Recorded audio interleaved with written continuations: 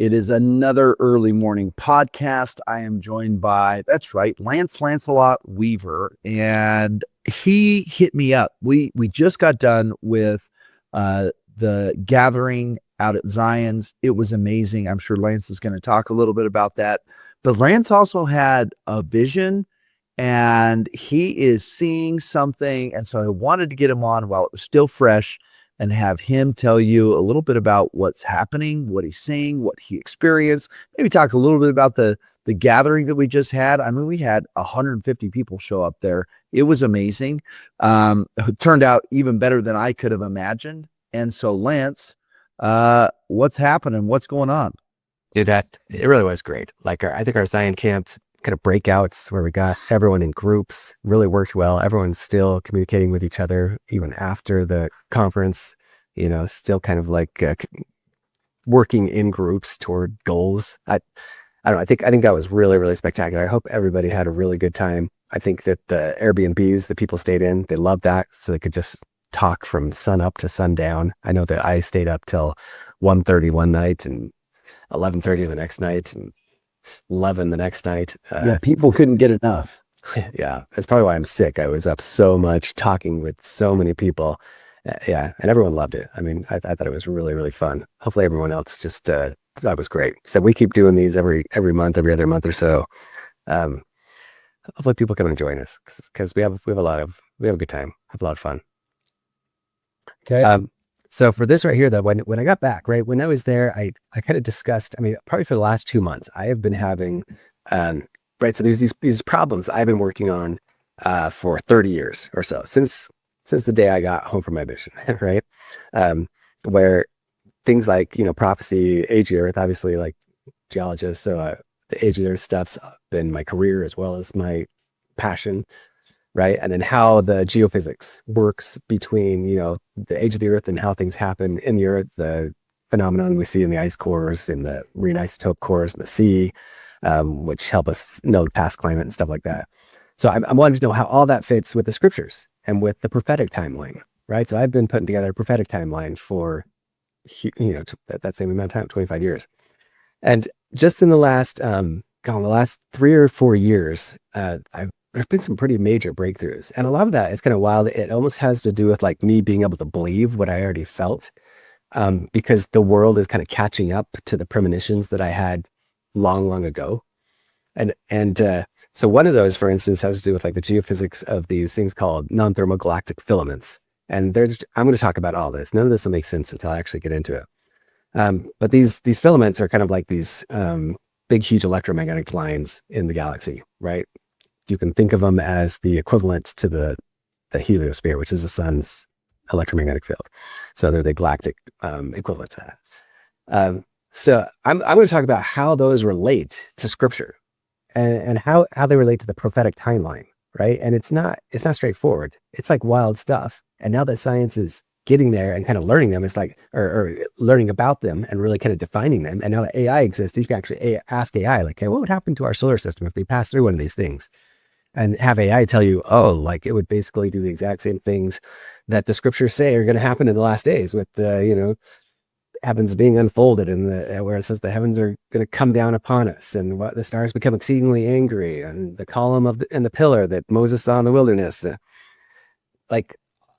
There's now a scientific basis for the things that just were dreamed about before, were something that you had to accept completely on faith because they're in the scriptures in a way that was, almost a little unbelievable, right? You just had to kind of believe in the ho-ho, like believe in the hokey, weird stuff, And now it's like, no, that's physics. Like, and it's my belief that we're coming into an age, like really soon, where we'll start to see these things, and it won't be a matter of faith anymore, right? Okay, but this is what came to me after our conference and why our conference was so special. Like, for sure, I believe really strongly, like you can press heaven for something. And if it's just you, as long as you're at it long enough and you really go into a deep enough meditative state, like you can get pretty solid answers. I've done that. But there's certain things I think it takes a group and the desires and the hope and the faith of the group to kind of like break through into the higher parts of heaven to get these answers from people who actually know, Right. And I really feel like that happened at this group. this gathering, right? Because I presented on these filaments, and some people get it, some people don't, but everyone's like, "Oh, that's really crazy and interesting." And immediately when I got home, I was like, boom, another download, right? And it was like, well, how the idea of the Christian rapture connects with the idea of the Mormon resurrection. And this concept I'd like to flesh out is almost like I'd call it like maybe the Mormon rapture, right? Because we believe in the same twinkling of the same transfiguration of the earth, the same transfiguration of people. We just usually don't call it the rapture. We call it, the resurrection. So let's jump in. And what I want to do is I want to talk about first some of the scriptures. So I'm going to go through this a couple different ways. I'm just going to go over the overview of prophecy to begin with. Okay. And give you an overview of the idea. Then we're going to actually read through a couple of scriptures like Joseph Smith Matthew and D&C 45. And then we're going to see how those scriptures apply to the model of what's going on. Okay, so let's first, I'm going to go through and just read these 3 scriptures that the concept of the rapture are based on, right? And these come from the New Testament. So obviously we believe in them too. But in the New Testament, right, it never says rapture. That comes from the Greek, right? So one of these words, I think it's like the word for changed, is like a Greek root for something that says rapture. So just keep that in mind. And let's like flesh this out, and let's within the next 5 minutes, and like call me on it if you don't quite understand, let's get in our mind a timeline of what's going to happen from now to the end of the earth, so I can explain the aspect of it that came to me so strongly, and that is really crazy. I've never heard anybody, I'm having trouble still even believing this, honestly. It's so monumental and crazy, but yeah, it makes so much sense. Okay, so 3 scriptures, right? 1 Thessalonians 4:16-17. So it says, "For the Lord himself," right here, "shall descend from heaven with a shout, and with the voice of an archangel, and with the trump of God," right? And we see that a lot, right? You go to D&C 88, talks about the 7 trumps, like all these trumps, right? There's people who connect that, but it's like, it's no coincidence that Trump is in office. God's like trying to say, hey, the first Trump is coming. He's dropping the hints. Regardless whether you believe he's of God, God's using people to drop hints. "And the dead in Christ shall rise first. Then we which are alive and remain shall be caught up together," right? And I think that is the word that rapture comes from. Caught up together with them in the clouds to meet the Lord in the air, and so shall we ever be with the Lord. So people are going to be caught up. And what does that mean, right? So let's keep reading and see if it gets more detail. "Behold, I show you a mystery. We shall not all die, but we shall be changed in a moment, in the twinkling of an eye, at the last trump. For the trumpet shall sound, and the dead shall be raised incorruptible, and we shall be changed." So that's kind of wild, right? So here, obviously, it's talking about the resurrection, right? And so most of us die and then are resurrected, including Christ. But Elijah and Moses, they did not die, right, per se. The idea is that they went to heaven in kind of a chariot of fire without tasting death.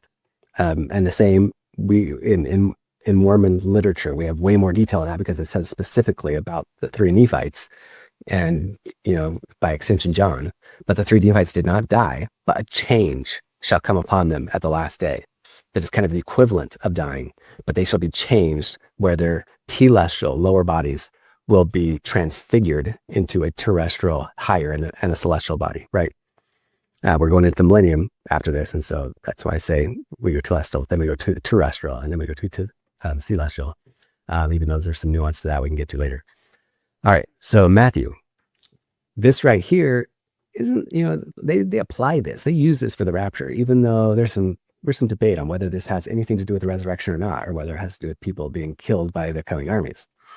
So then 2 shall be in the field, and 1 shall be taken and the other left. 2 women shall be grinding at the mill, and 1 shall be taken and the other left, right? And this concept of being taken, like that's where the Christians get the idea that the rapture will be not just being taken, not just be caught up, but it's like there'll be 2 people together, and suddenly one of them will just disappear. One of them will just rise to the heaven, right? So they interpret that as they're just going to suddenly rise into heaven, and all the Christians are going to go bye-bye, and the rest going to be left with these non-Christians.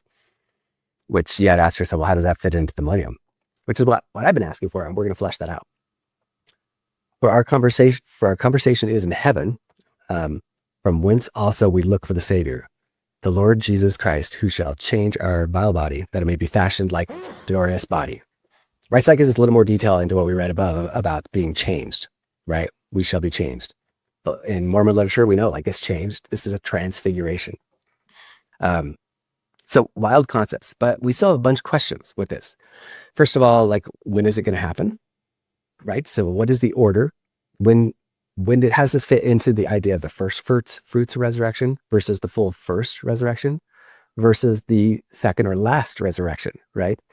And in Mormon eschatology, we have a lot more detail, right? Because we're like, oh, we've got like the millennium, and then the little season in the book of Revelation is supposed to be after the millennium, right? And then cometh the end of the world, right? So let's start fleshing this out on a timeline. All right, so here's our little timeline. And let's say, we're just going to say, here we are right here at 2026. And so we know that a couple things are going to happen. We know that we got to have the end of the times of the Gentiles. And we know that the end of the times of the Gentiles is the 70th week of Daniel.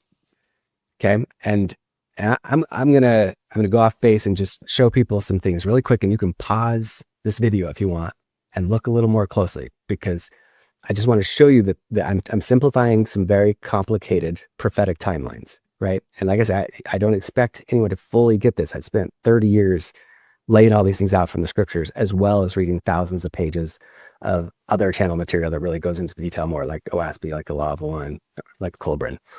Okay, so like, for instance, here is, like, this is a timeline of each of the cycles of this present dispensation that started with Moses, right? And I just want to talk a little bit. So this is kind of like a timeline that the Bible gives. You can see my cursor there, of the 6,000 years. And all of these are highly symbolic, right? Don't take any of them literally. Okay. But we've got, our 10 patriarchs before the flood. We've got our 10 patriarchs after the flood. We have our current cycle starting with Moses. We have the 7 sets of 7. The book of Daniel goes into 490 years, the 77s, which can be applied in lots of different ways.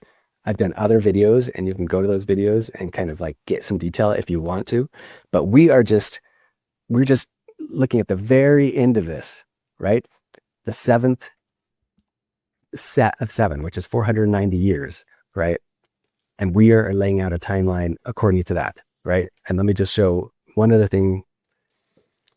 So here is the same kind of thing, the timeline from Moses to present, and how you have these cycles within cycles. Like in Ezekiel, it kind of explains like wheels within wheels. There's like these cycles within cycles. And the prophets of the ancient world just broke the entire world into these periods, and the Mayans did it too, and the Hindus did it too, the Hindu Yuga, the Mayan Baktun, right? All of these cycles had to do with astronomical things. They fit in the rotations of Venus with it. They fit in all of these astronomical phenomena within their prophetic timeline. And it's really complicated. I don't want to get too far into that because it's so complicated you can't cover it in an hour. But we'll zoom out in a minute. I just want people to kind of see where I'm coming from. Okay, so let's go back to okay, well, there's my core of the attacker. Okay, so let's go back to 2026. And I want you to look at a couple things here, right? So we're going to talk about the idea of a solar event, the idea of another solar event, and the idea of the end of the world. Okay? All right, so if you've been watching some of the YouTube channels that I'd suggest that people at least like check out, like one might be like the Suspicious Observers, right? Ben on there, he is really big into this idea of kind of like really speculating on what the physics is of what all these scriptural events, what might make them come to pass, right? And so he thinks that there's going to be some kind of a huge solar event, and that solar event is going to bring about, the end of the age and the beginning of the next age. And he's not the only one. There's a lot of people now speculating about how it's like this has happened over long periods of time. Some people say, I think the biggest one that people suspect is it's like it happens every 12,000 years. There's a 6,000 year cycle, but then the bigger one is a 12,000 year cycle. And then we're coming to the close of that. And I agree. Okay, so let me draw a picture for people. Okay, so let's just pretend, right, that we are, like, picture in your mind at least that we are revolving, orbiting around the middle of the galaxy. And people who saw my presentation at the event will kind of have a better idea of this, right? And so then the question is, well, okay, if we have some kind of this periodic like issue, like we have these, in the scriptures, our timeline that's given paints out the idea that every 1,000 years there's some kind of a major thing that happens. We have a dispensational head that happens every 1,000 years. There's also kind of a cycle in there, if you look carefully, that every 700 years something happens where we have a main player come on the scene. And the Book of Oahspe fleshes this out even more and says, well, that's actually symbolic of a larger galactic cycle that's going on. And it really has to do with the fact that as we orbit the center of the galaxy, like we're crossing these points, these phenomenon, it calls them like great lights. Something that actually Joseph Smith in his translation of the Egyptian alphabet, if you go that, he fleshes out that exact same idea that every so often we pass these lights, and they kind of paint them out as planets, but they cause these great destructions that happen on the earth. And the last one that happened was at the time of Moses. But once again, how does that all fit together? Okay, so let me lay it out. Let's go back to this right here. And I have an article on this if people want to go and kind of like read, because I'm going to kind of go through this kind of quickly. I have this article called "Were the Ice Ages Caused by True Polar Wandering Events?" Right? And this gives a bunch of evidence. The main thing that I'm showing, like even in this diagram, is that the ice cap, right, was not at the North Pole. A lot of people trying to draw that, but there's full consensus among glaciologists, among geologists, that the ice cap was not at the North Pole, but that the Earth actually must have shifted since then. And that's the speculative part, right? Most people don't believe that, but they do understand that the ice cap centered on Greenland, and that northern Alaska, you can see here, where northern Alaska was never glaciated, Siberia was never glaciated. Like there was no continental glacier on those locations, and they are within the current Arctic Circle. And yet there was no glacier there, right? So people have pointed out for, a good 100 years, it's like, well, why on earth is that? And the best explanation that geologists, including myself at one time, couldn't quite wrap our heads around is like, well, the most logical reason is that the North Pole was not where it currently is. The North Pole during the Ice Age must have been like at Greenland. And so those areas were outside of the Arctic Circle, whereas the Arctic Circle stretched down to the Great Lakes, because that's where the ice cap went. You had 10,000 feet of ice in New York. You had 10,000 feet of ice in Chicago and Berlin, but there was 0 feet of ice in Siberia, right? There was no continent or northern Yukon, places in the current Arctic Circle. So then, if pulling on that string, if that's possible, and the Earth shifted, like the actual rotational axis of the Earth shifted since the last ice age, which radiocarbon date, we're not getting into dates really quick, then like that's a crazy idea. Like that there could be disasters that happen to the Earth, and maybe they're periodic, and I'm not going to talk too much about the detail, but there is in the ice cores a very stark periodicity to these ice ages, and they blame it on Milankovitch cycles, and they're partly to blame or anything. But once again, how does that fit in with the scriptures? Like what's going on right now? How does that fit with global warming that's happening right now? Like, does that even make sense? So the model that I've worked out over the last, let me go back to this really quick. Let's find it here. Right, I've got tons of charts here you can look up that kind of just shows this oscillation cycle. It shows the periodicity of it, shows how they fit with the Milankovitch cycles. Okay, so now I'm gonna tell you the mechanism, and so that then we really fully understand what we're up against, right? How it fits with the scriptures, and then we're just gonna read through the scriptures really quick to try and decide what might fit with what. Okay, so the mechanism that I found is like the most believable. And if you can see this little diagram, right? There's a Veritasium video where he kind of talks about the physics of this idea of this double wave interference pattern, right? But if you look in, and this comes from like OASP, one of these books that I've read that lays this out. So if in the center of the galaxy you have these two supermassive suns or supermassive black holes, maybe in Sagittarius area, that from the formation of the galaxy, early on in the galaxy, they were almost a binary system that is now since merged, right? But they're kind of pulsating and sending out these huge waves. You can kind of picture, like in your mind, what it's like if a huge piece of mass made a ripple in the water, right? You just take it like what he's doing right there, and you make this ripple in the water, and it's going to make these concentric circles, these ripples go out from it, right? And picture that that's a galaxy. And then you take a second one, and the second one, you start doing the same thing right next to it. So there's two of them going like this, and it makes a set of ripples. And those ripples start interfering with each other. And in one place, they reinforce. In another place, they cancel, right? And so if you imagine a bunch of like little styrofoam balls in this lake, they would float into, can you see these little sunbursts here? Right? Those are the canceling spots. So it basically creates these spokes that go out from that center point, and all the matter would float into those spokes. And then if you start rotating those two balls around each other, right, then it would immediately create something that looks exactly like the arms of the Milky Way galaxy, right? And so that's what I believe is going on. So that there's like this double interference pattern in the galaxy, and we are rotating around it, right? And when you go through these quiet spots, like everything's simpatico, everything's cool, everything's chill, and that's where most of the matter is in the galaxy anyway. But when you go through the reinforcing spots, like suddenly the very laws of physics change a little bit, but definitely you could say like the energy potential, right, rises in those areas. So the electromagnetic field, all the fields and all the electric fields in the galaxy become way stronger in those areas and create like an electric potential, right? Like a pressure, almost like you're having to go through a pressure wave. So hold this in your mind really quick.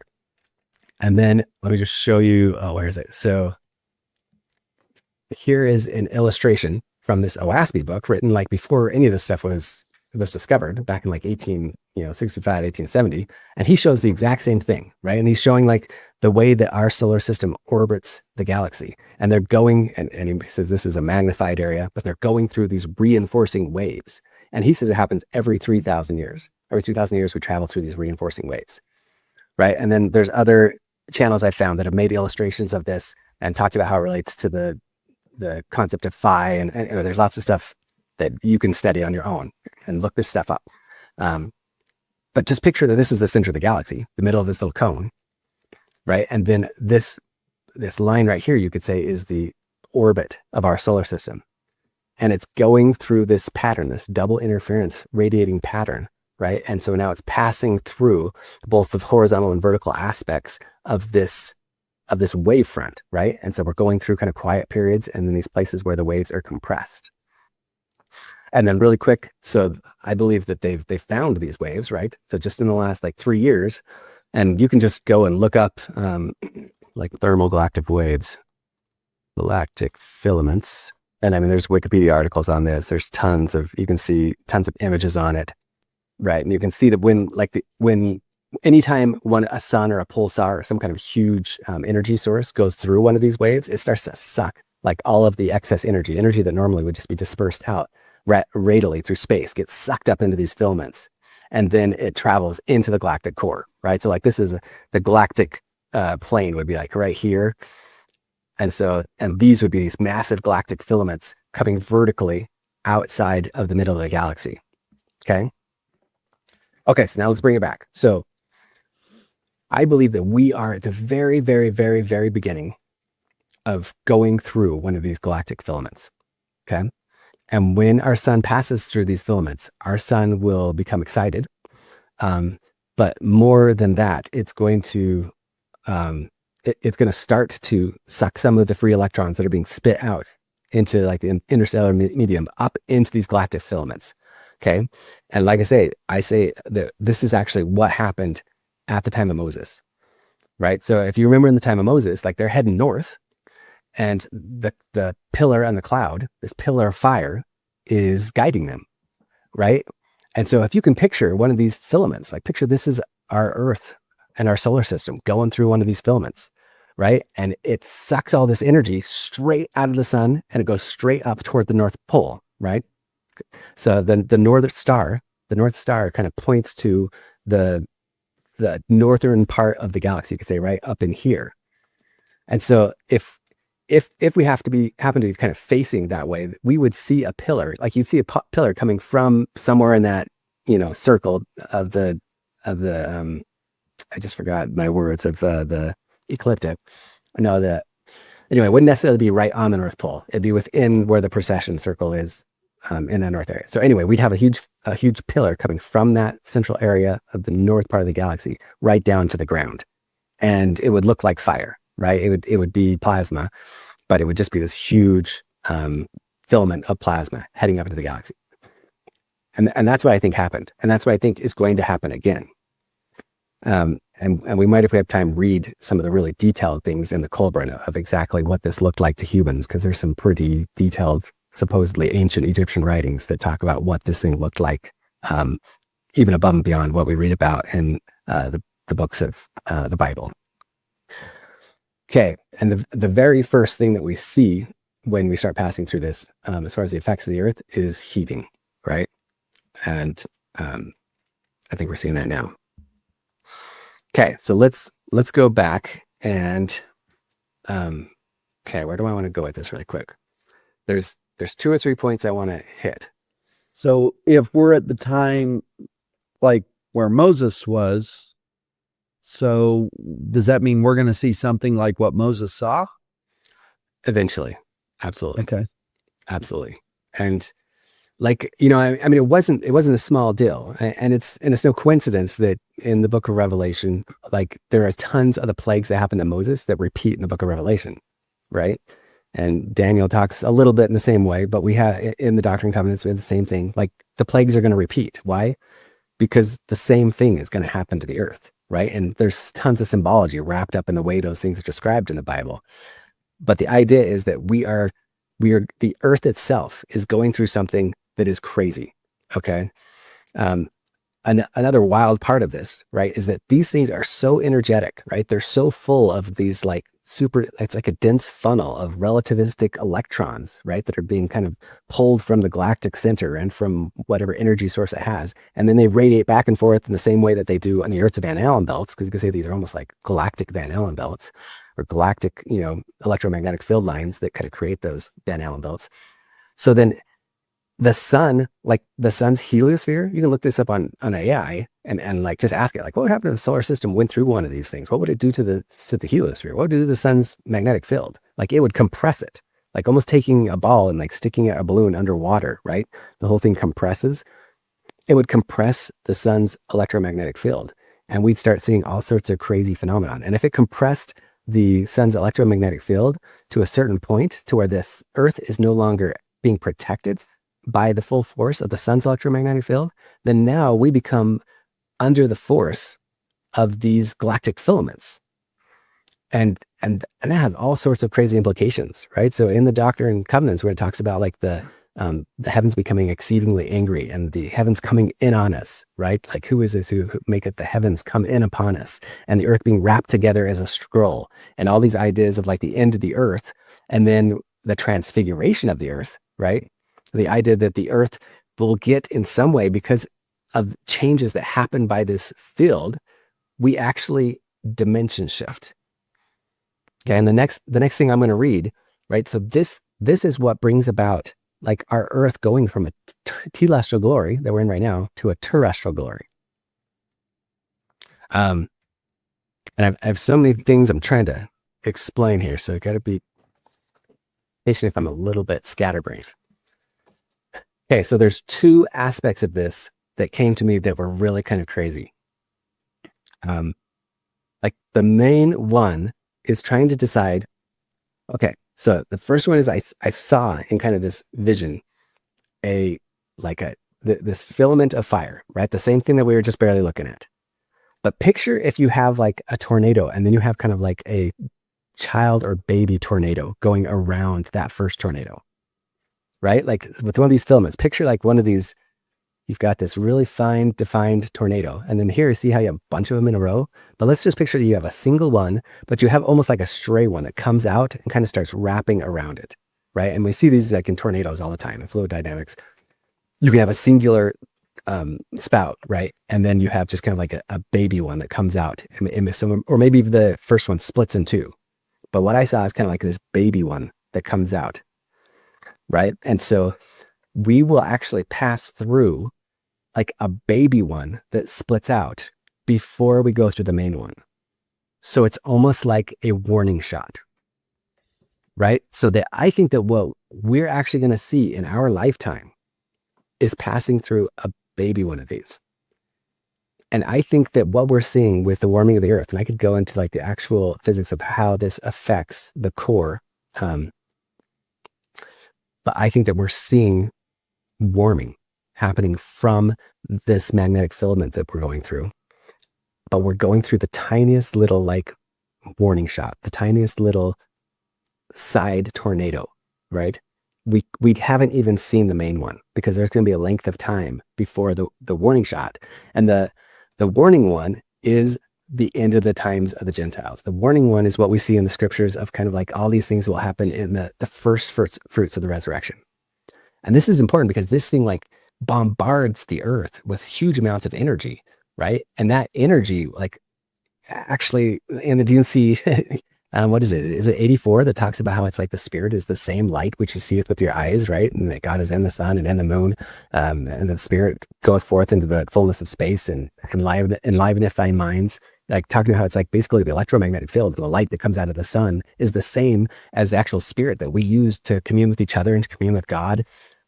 So like this idea that we are now going to be privy or access to greater light, like literally, like light plasma coming from the galaxy, it's going to affect the earth and it's going to affect our very spirits. And so that it's part of what's helped the entire earth like start to jump up in our, like the Industrial Revolution was no sham. It's like we are coming into a greater region of light in space. That light is helping us all connect with each other. That light is helping us to be more righteous, and it's making us so that we can get technologically advanced. And that's going to continue, right? And then when we pass through the little filament of these, like it'll be like, whoa, something crazy is really going on. And suddenly the physicists will start understanding like, whoa, there's something wild going on. But then we'll have a period of time between that and the main one. Because when we go through the main one, that is the end of the earth. Okay? Well, that's true. Yeah. And so when this came to me, it was like, well, okay, well then where's the millennium? I don't get how this works, right? And the concept that came to me, which was totally novel and still I just think is crazy, but I'm pretty sure that this is legit, okay, is that the millennium is only for people who are righteous enough to already, like we've already reached a terrestrial level of glory. So people who you know, are part of churches or parts of, you know, countries where we can work together enough. We already understand like that level of terrestrial light, right?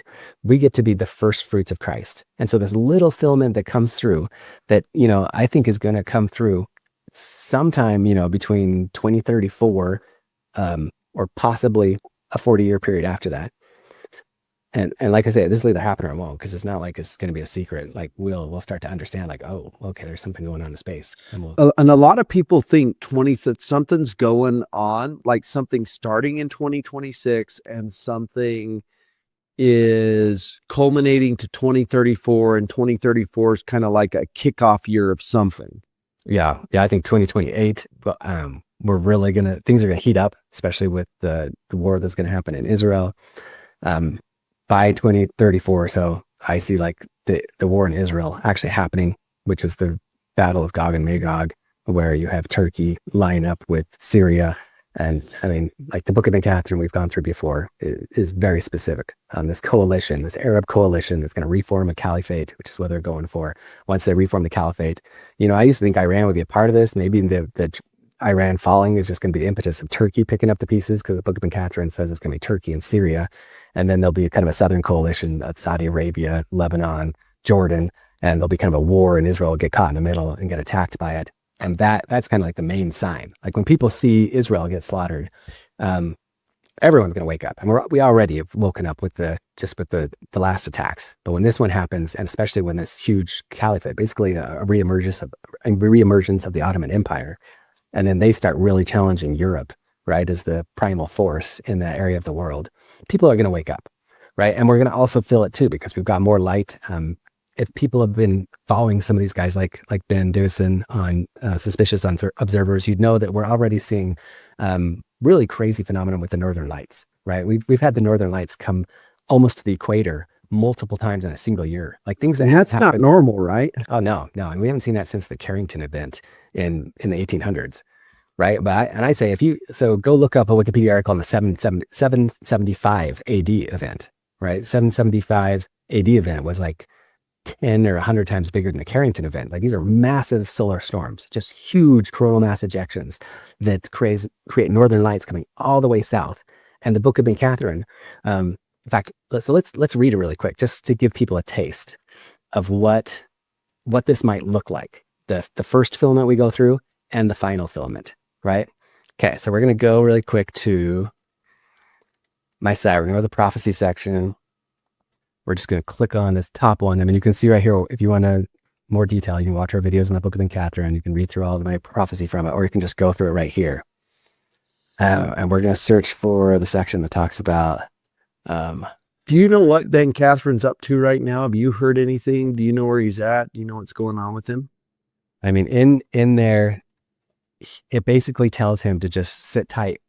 And I think it's telling him to sit tight. He's not supposed to take any followers. He's not supposed to start a church. He's not supposed to do anything spectacular until I think that attack happens, right? And then sometime after that attack happens, that's when it tells that it'll be the 70th week of the Gentiles from the book of Daniel.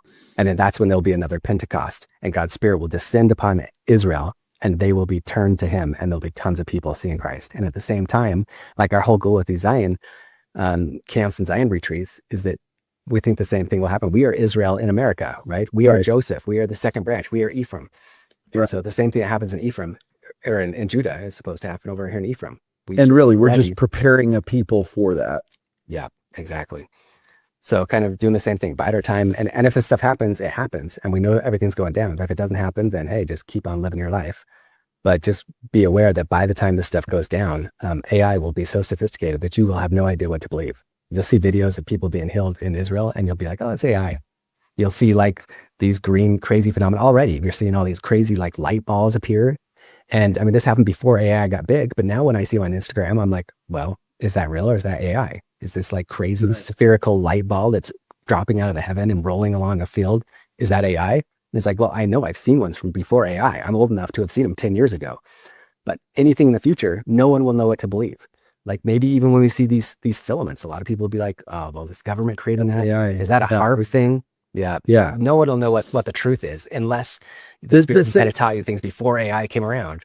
The same is true with the Northern Lights. People are like, oh, it's HARP. They're doing things. They're messing with things. And so that's kind of an interesting thing that's happening. Okay, so let's read this really quick, okay?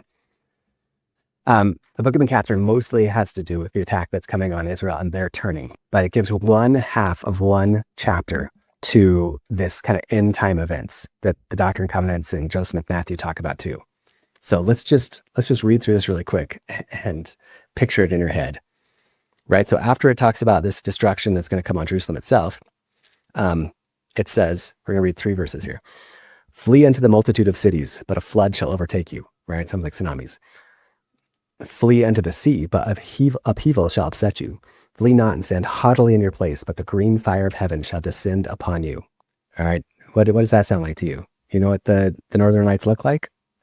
I mean, why don't you just look up green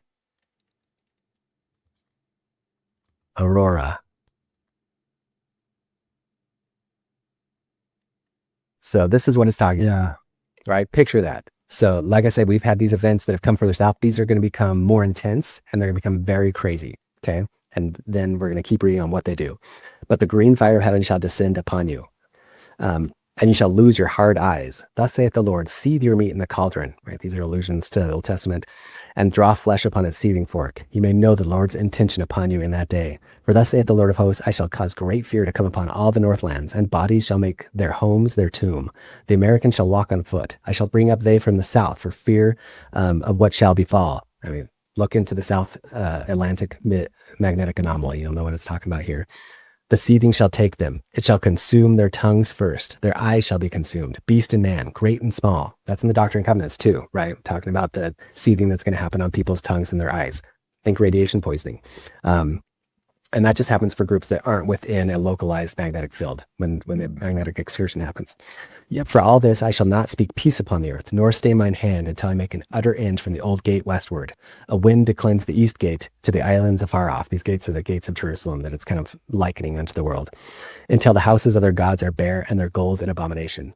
I shall speak unto the deep. My voice shall reach unto their lowest abodes. Bring up Leviathan, that king of the sea, that coiled, armored serpent, to be discovered from the place of his myth, into the harbors. For too long hath the Lord been declared a myth, right? And I kind of wonder whether this is these, what are those called? The fin fish? Anyway, they're seeing a ton of these huge serpent-like fish wash up even recently. And people, they're deep sea creatures, and they think the electromagnetic phenomenon is kind of driving them out of the deep sea. Or it could be another thing that's just kind of like those. Are they called finfish? Anyway, someone check me on that. And as he breatheth fire, so shall the Lord declare his vengeance upon this generation. And they who say, or they shall no more say he is a myth. See your stars crash down, they which you have placed in orbit. Talking about satellites, obviously, right? And this is definitely a geomagnetic storm is going to cause satellites to come crashing down. Especially the lower Earth orbit ones like Starlink. Who can turn the moon? And who is it that bringeth the heavens upon us? Who can change man's speech by waves you know not of? It is the Lord. Glory is my going forth. Justice is my burning fire about me. I mean, that is crazy. What it just said there. Who can turn the moon? The moon is tidally locked to the Earth. Have a conversation with AI on what it would take to turn the moon. That's insane. For someone to say that, it's just like, that's crazy. Like from a physicist point of view, that's crazy. But like I say, this book, I have a pretty strong testimony to this book. This is legit. And astonied, right? So astonished. I prayed against the dread which was to come, saying, Lord, have mercy upon this earth, and turn thy face from thy fierce wrath. And the word of the Lord came unto me, saying, I shall have mercy upon the earth by my fierce wrath. Man. So thus saith the Lord, as the Ishmaelite burneth his own wealth to spite the nations, sets his oil wells on fire, so hath this generation burned its own mercy before me, and hath halted its own rise. I shall plunge it low, and utterly purge it before me. I shall utterly bleach it in the depths of its iniquity. And that which escapeth shall be escaped in mine hand. For an upward thrust maketh the Lord, and a sudden deliverance. No more shall they kill any of their children, right? And this is like an allusion to kind of a cross between all the babies we kill and the fact that our debt is totally killing our entire rising generation. No more shall the meek be a prey, and the speaker of justice a target. They shall pray unto me, but I shall harden their hearts, that they reprove the Lord God, that I may bring upon these nations the wrath they have courted for generations. For too long did they raise their bloody hands to me in piety and praise. Ye shall set watchmen upon your walls in that day, and in that day wherein ye need them not, for the desolation that I shall bring upon the face of the earth. For they shall look for men, and they shall not find them. But they shall find the unyoked ox, and the place where the horse was tamed, lo, there shall be wild. Say not, the Lord will not do this thing. I have made it long, that ye know the prophecy cometh and tarrieth not, cometh even unto your gates and your desolate mount, right, Mount Moriah, and extendeth even beyond the days of your rejoicing and recovery, that you may take warning from the bitter overthrow that I have brought upon the nations which cast me off. And ye shall trust in the Lord your God, and may have peace, because he cut off all those who do not walk circumspect upon the earth. Right, and the majority of this book is really upbeat. It talks about, the glorious world that's going to come out of this event. And if you want to know kind of like maybe what this did to the earth in the past, look up the Younger Dryas event, right? So that's I believe the last time this happened was Younger Dryas. And sea level changed by 250 feet, right? The majority of coastal civilizations were all destroyed. Think of what the doomsdayers say might happen with climate change, and times it by 10. But then the question is, like, we all have this kind of loose faith and this loose belief in the scriptures, because our scriptures are just as ugly when it talks about end times events. And we all kind of like hold it in our minds and be like, yeah, we all have faith that's going to happen one day. Pray to God it's not in my day, right? Hopefully that's after we die. When is it going to happen? So my belief, my timeline, is that what we're going to see soon is not this thing, right? We're going to see, like, this is a dualism. We're going to see a harbinger of it. We're going to see one of these small filaments that breaks off the main filament. And so a lot of these things will happen, but it'll just be the smallest bit of what happens. But it's going to be a portent of what's coming later. And the crazy part that I want to kind of hit has to do with how the transfiguration works, how the rapture works, and I'll just kind of wrap this all up in about 15 minutes, and how the millennium fits in. Okay, so let's go now. We're going to go now to the Law of One and read something really, really quick. And look at this timeline. Keep it in mind as I talk about these things. Okay, so let's run to right here. All right, we've got a lot of DNC scriptures that talk about the same twinkling of an eye, right? But let's go to, where is it? Oh, I didn't even put it in here. Okay, we're not going to talk about this. I'm just going to abbreviate it. Okay, in the Law of One, it gives a lot of detail on the jump. So Lance, and just like, not to freak everybody out, like, if Zion's a thing, and if Zion is happening at the same time all this cataclysmic stuff is happening, and Zion's supposed to be a place of peace and safety and refuge, while at the same time there's all this commotion going on here, like, how do both of these things exist at the same time? Yeah. And that's, so what I think, let's go to here. Let me just lay through my idea, because I think they will be happening at the same time. Okay. Right. So here's my timeline. I'm just going to go straight at it. The first thing that happens, right, within the next 10 years, the Jerusalem attack, the two witnesses on the street, the rising of the beast, right, the Islamic Caliphate, the war that it kind of starts with Europe.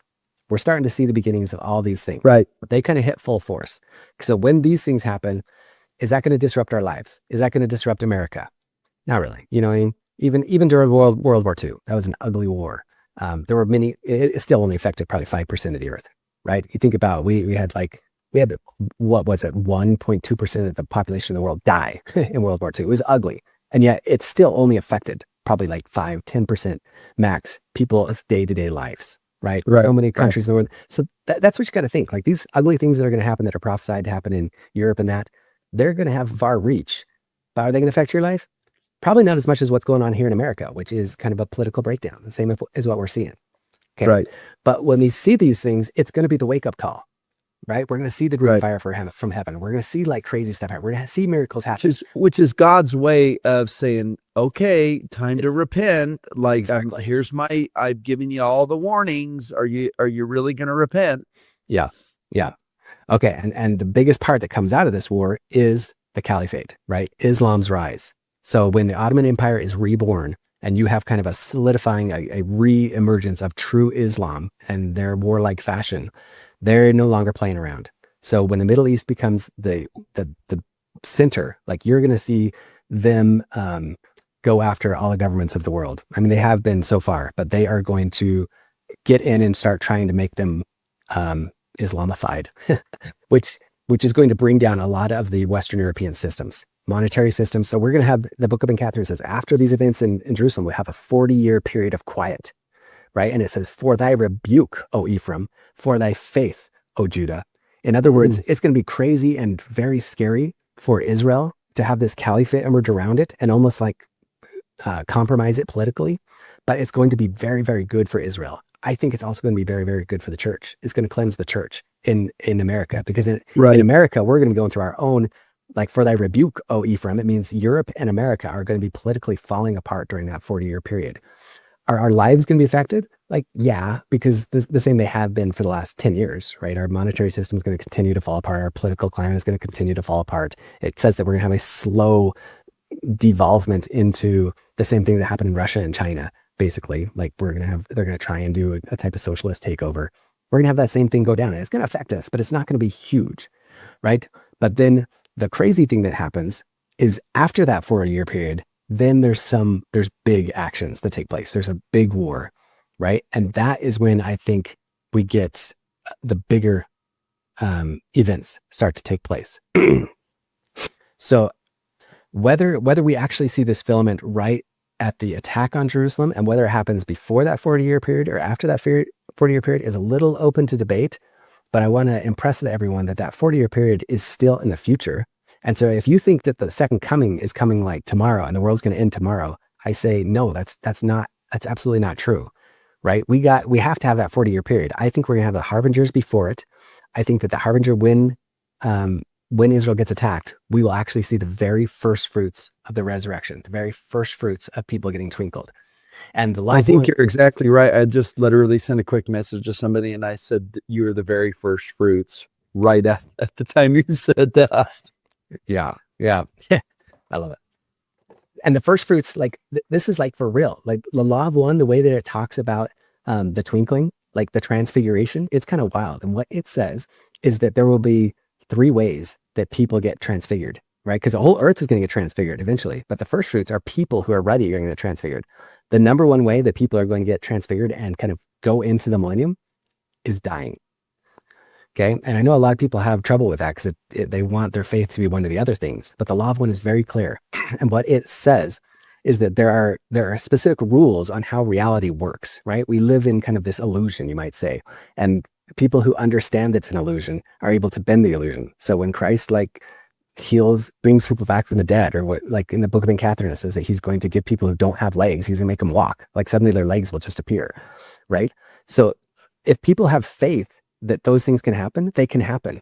But for people who don't have faith, there are important rules to keep people's free will intact. And what it says when it comes to the transfigure is, if you are a part of a culture and part of a group where you don't believe in those things, then you'll just die. Like if you don't believe someone can just disappear and suddenly be twinkled and transfigured into heaven, they'll die, right? But if you are part of like a group or a family, or maybe even a culture where you think those things are perfectly okay with your reality, then people will literally just disappear, right? And I have trouble like wrapping my head around that and believing it. But as I had this experience, I think that it's true. Like certain people, maybe they'll just walk out into the woods and they will literally disappear. Like they will be the first fruits of the resurrection. And where will they go?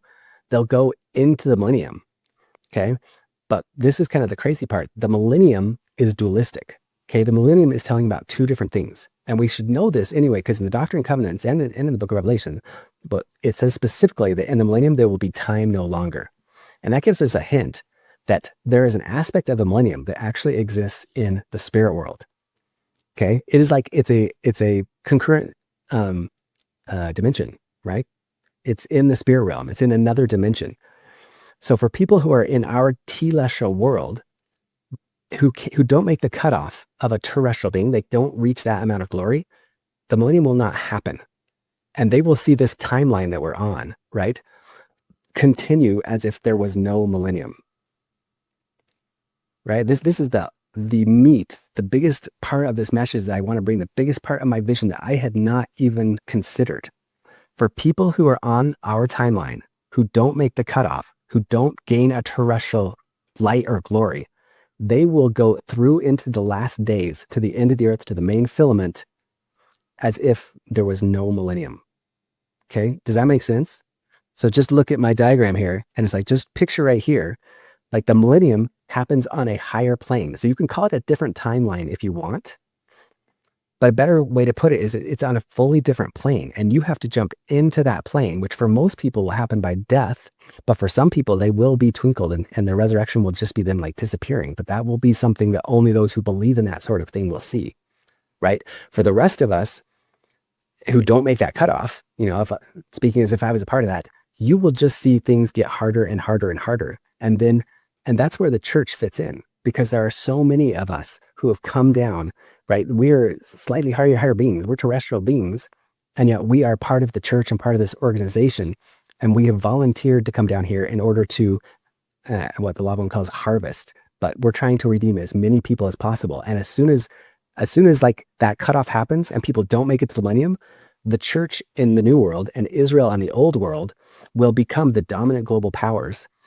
And as people get crazier and scarier, because now we know the galactic filament is here. Now we see the full pillar of fire starting to emerge. Now we see earthquakes happening in diverse places, like not just kind of, but really. We see plate motion happening. The earth is actually reeling to and fro like a drunken man, like it says. It's wobbling a little bit on its axis. We have this long period where in the Law of One, it says it could take anywhere between 100 and 700 years. In the OASP, it says more like it's going to be a halftime, which is 250 years. So somewhere between 100 and 250 years, these two global centers of Israel and America that rise out of what happens in the end of the times of the Gentiles, like that when we quickly reform and become the main powers of the earth. And then we do the same thing that the colonial era did of Europe, right? That we civilize the uncivilized. So we spend a lot of time, every single country that doesn't have their crap together, we force them to get it together, right? And there's a lot of nuance in what goes on with that, and what aspect of that will be dictatorial and what aspect won't. But once the Antichrist is taken out of the way, Israel and Zion, right, which will be the new America, which emerges out of kind of the ashes of our collapsed political system that the church will play a major part in. And this is after the first fruits go, right? The first fruits and people who, like especially all the baby boomers who've lived just really good lives. They definitely have a terrestrial mindset. They're part of churches. They know how to cooperate. They know how to get along. They all go to their rest. And what is the rest of the earth? It is the millennium, okay? In one dualistic sense. The rest of everyone stay here on earth and they get purified. This catalyst of this horrible, like difficult time when geologically things are really kind of going crazy, astrophysics, things are going crazy. That's going to help everybody to progress. It's like a whip. It's like forcing everybody to progress so that by the end, by the time that this filament really comes over us, we have harvested or exalted or twinkled, right? Forgotten as many people possible who can go, and whether it be through death or whether it be through literally twinkling or whether it be even through, technology is going to go crazy during this era. We'll have other beings helping us. We'll probably have Stargate type stuff. And I know that sounds crazy, but if you don't believe that stuff, you're not keeping up with technology. You don't really understand. So do you think some of those people that are in that higher dimension will be able to come and help in the lower dimension?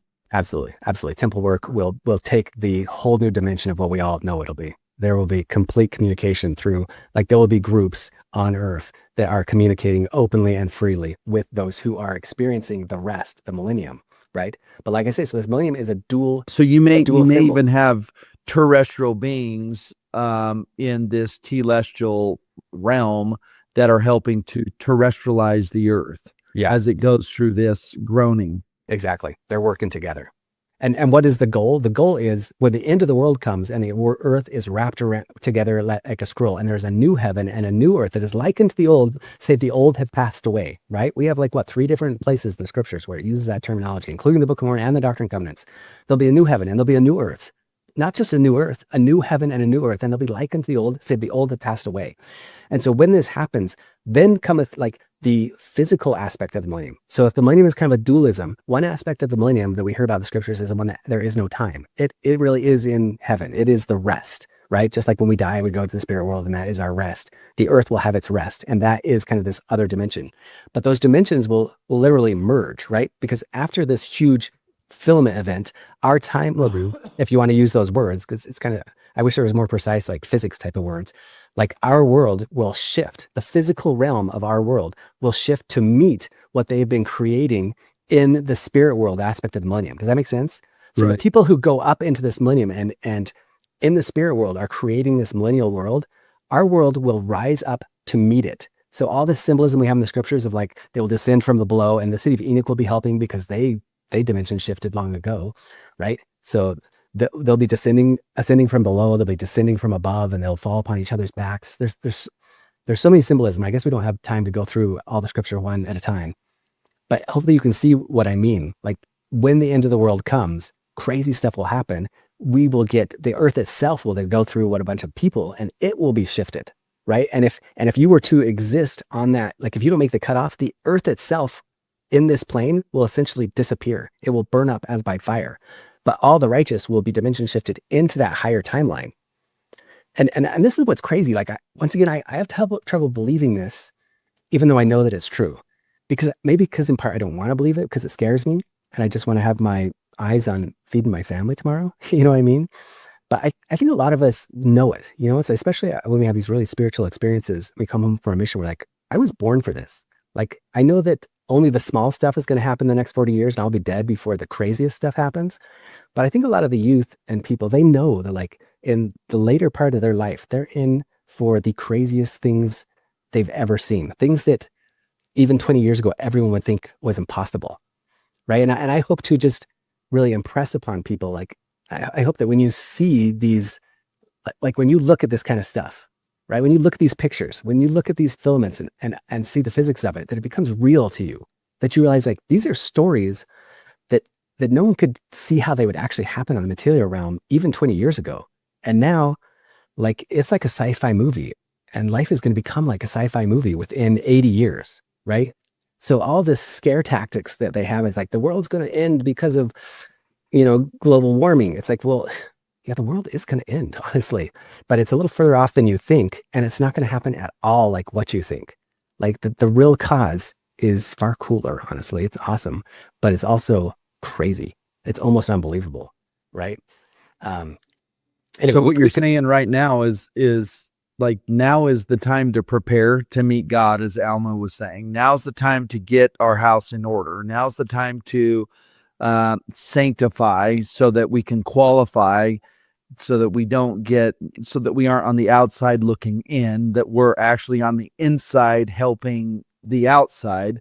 And that's where we should be right now, recognizing we're entering into a 7-year period right now, starting in 2026, where things are starting to ramp up and things are starting to move forward. And I guess, understanding what the second coming is, we might also misunderstand that. I mean, there's the coming of the thief, and then there's the coming of every eye shall see and knee shall bow and tongue confess. And those seem like two totally different things. Yeah. And I mean, there's like, you should start to really feel like there is a small amount of time, because some of you have the chance to be twinkled. You know what I mean? Like, if you believe Brandon Biggs, he's prophesied so many of these things where he sees it. I'm like, I must know what I'm seeing. But even though I don't believe that half the Christians in the world would just disappear, I think that his idea that the huge plague is coming, that's in D&C 45. A desolating sickness will cover the land. And that will be the way that a large portion of humanity goes into the millennium. They'll just die, right? And then maybe there'll be some people who go off into the woods and disappear, but no one will see that. But we should be preparing, right? We should be preparing for the fact that this stuff is going down, and that we're going to see the first bits of it. And also, don't be deceived, because there's a lot of people who are trying to deceive, and they're trying to fool everyone and say what's actually happening is caused by something that is not, has nothing to do with what it's actually causing. Like, what's actually causing it? Fulfilled scripture. The scriptures say what actually is causing it. Yeah, everybody wants to point to something else rather than the scripture. Okay, any other final thoughts? That's it. We'll do other shows where I can flesh this out a little bit more, because there's so much to it. But hopefully, at least that gives you a framework or a tree to hang some of the things on when you read the scriptures, and you understand that there's two separate events, and in the middle of it is the millennium, and that little time at the end of millennium where the world ends, people who don't go into the millennium will just go straight into that, right? But that's us who go into the millennium will be helping people on earth to try and get everybody harvested, everyone exalted, so that the earth itself can do it. Gotcha. And so we should be looking for some of the things you talked about, some of the signs in the skies, some of the different wars happening. And as we see these things coming up, we know, okay, it's time. All right. Yeah. All right. Thank you, Lance. That was fascinating. I mean, this dude is so smart. I'm like trying to track all of his stuff as he's talking about whether it's geology and Antarctica and Greenland. Maybe is that why Trump's trying to get Greenland? Because he knows something about the pole shift? Is that why he's trying to get Greenland? What do you think? I think there are groups that are definitely working toward that, even though I think that Greenland has more to do with the fact that Denmark owns the main shipping channel across the Panama Canal, and he's trying to strong arm Greenland into kind of taking care of stuff in the Panama Canal. And then the rare earth aspect, but I think that's actually minor to the whole railroad that Denmark has in the Panama Canal. But when it comes to what's going on with all of the narrative with global warming, we're getting flagged for this video. It's happening. Like the earth is warming, but we're going to see a lot worse than what's happening now. But don't be fooled into what's causing it. Yeah, interesting. Okay, thank you, Lance. Hey, if you like this video, smash the like button. Share it with others.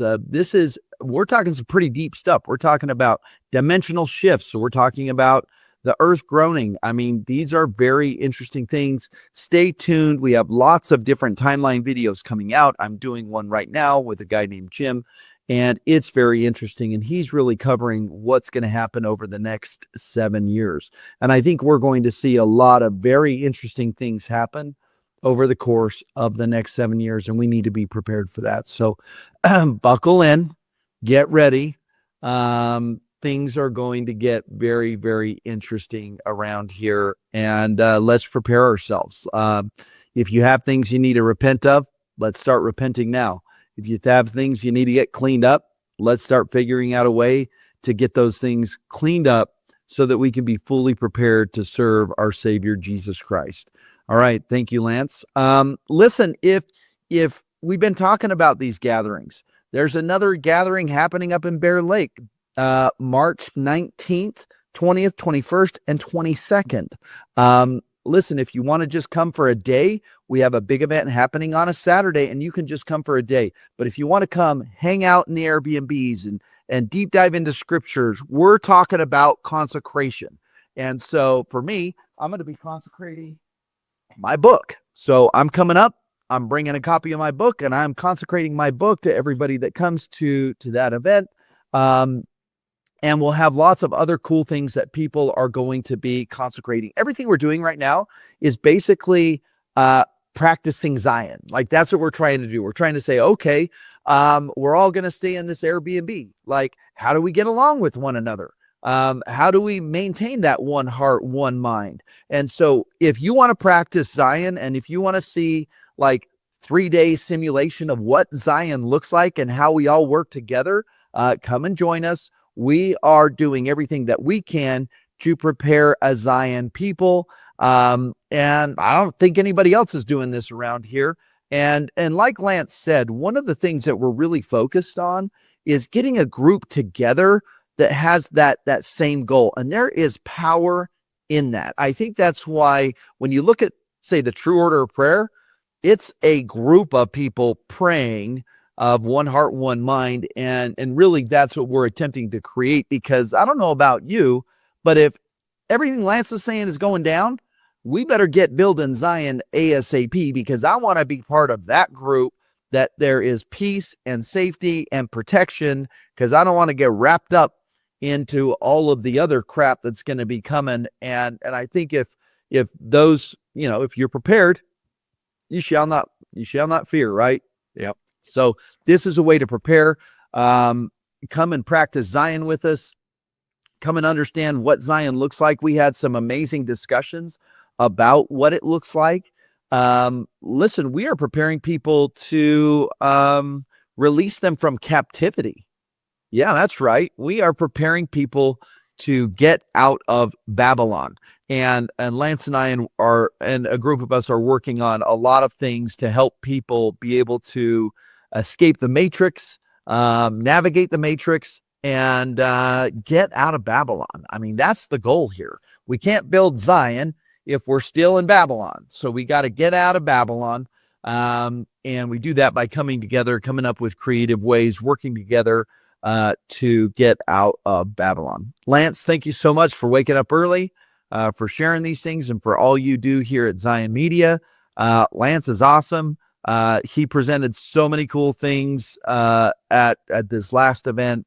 I mean, just, stay tuned. I have so many videos from people that are like testimonials of their experience. Literally, people are texting me, it was a life-changing event. I'm calling it EFY for adults.